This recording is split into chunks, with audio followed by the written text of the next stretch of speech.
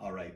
Well, here's an interesting question we were asked. What is the cost of an addition, a renovation addition here in Calgary? So yeah, it comes down to four key points. So number one is the complexity. So is it development permit or building permit only?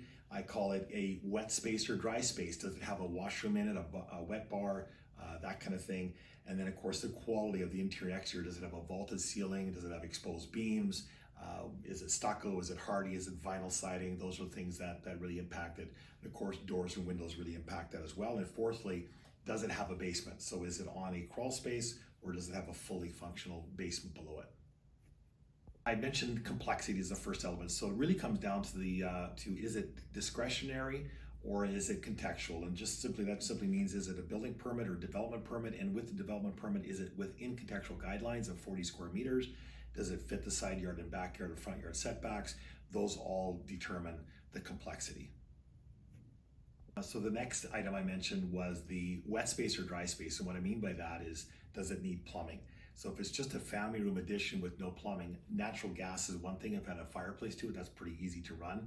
However, the moment you add wet space to that, like a washroom or a wet bar, you're dealing with plumbing that has to be run all the way back to the main stack. So that's a fairly significant item there that contributes to cost.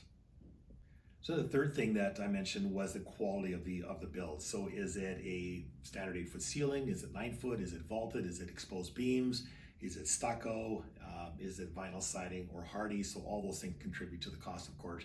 And then the windows and doors. So one of our favorites is, some of you may know what a nano-wall system is, but in Calgary we call it a biparting door or a folding door. It just opens up the entire backyard. It's a wonderful product, but again, very costly, but wonderful if that's what you're after. And then the fourth thing that contributes to cost is whether it has a foundation or not. So many of our additions are simply on a crawl space, which helps the cost significantly. And then of course, if it has a full basement or if you require or desire a full basement, that adds to the cost as well. All right, to kind of summarize cost now, when you look at those four elements we talked about, I always tell my clients that an addition, no matter what, is going to break 6 figures. So it's just the way it is.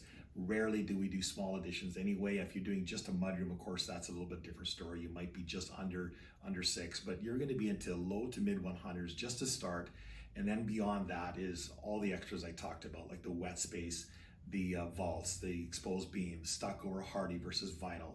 All of those things contribute to the cost. So you're going to be into high 100s, low 200s easily when you start adding those items, and it can quickly spiral into when we think about it, it's like a tiny house. So now you're into high 2s, low 300s. It just depends how complex, and as I mentioned, whether it's a development permit or a building permit. So all those things contribute.